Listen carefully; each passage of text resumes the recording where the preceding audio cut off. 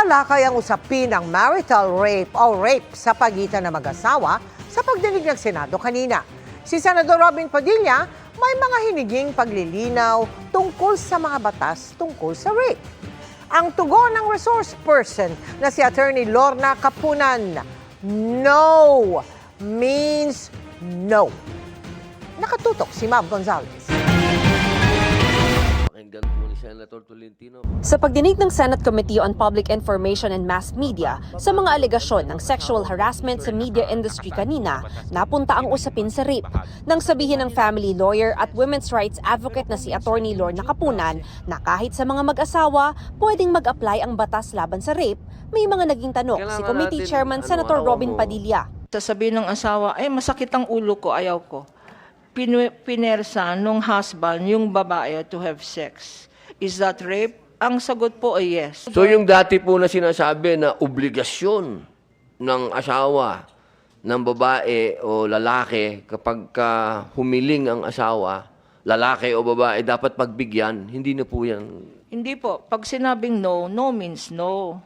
So paano mo masasabi yung no is no? Akala mo lang nagpapalambing, parang ayaw pero gusto naman, may ganun.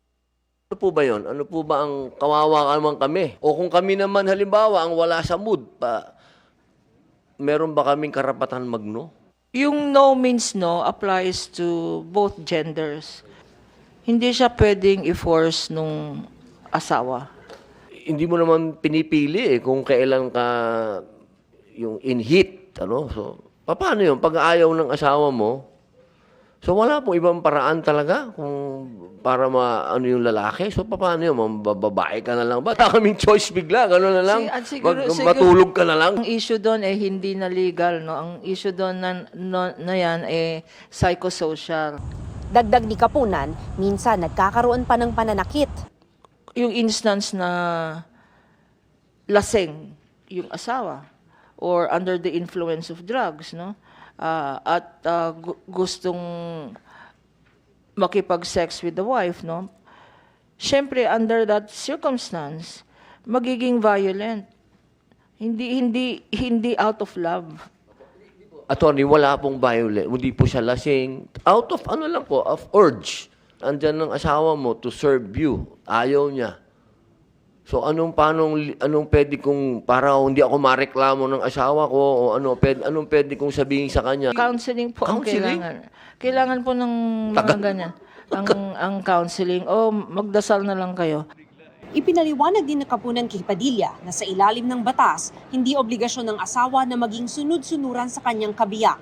With all due respect, hindi po obligasyon ng isang wife. Sabi mo is to serve the husband.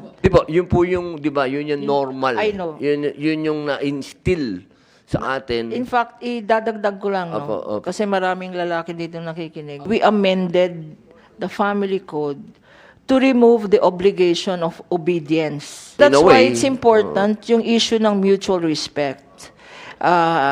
If your spouse refuses, whether valid or hindi, respetuhin natin yung decision ng wife or ng husband in that case. Sa pinakahuling National Demographic and Health Survey ng 2022, lumabas na 2.3% ng mga kababaihan ang nakaranas ng sexual violence mula sa kanilang asawa o karelasyon. Pinakamataas yan sa Bicol Region, Ilocos Region at sa Mimaropa. Iba pa yung datos sa mga nakaranas ng emotional violence at physical violence. Sinita naman ni Attorney Capunan yung mga namimiloso po aniya sa definisyon ng rape. Sabi nila, paano yung dentista nga, yung kinikwento ko po sa inyo. What if a dentist puts an instrument into the mouth? Huwag natin naman i-trivialize yung crime ng rape. Huwag naman huwag tayong magpilosopo kasi seryoso po yung allegations of rape. At even in this law, life imprisonment yan. So, lalong-lalo na pag may qualifying circumstance. Para sa GMA Integrated News, Mav Gonzalez, nakatutok, 24 oras.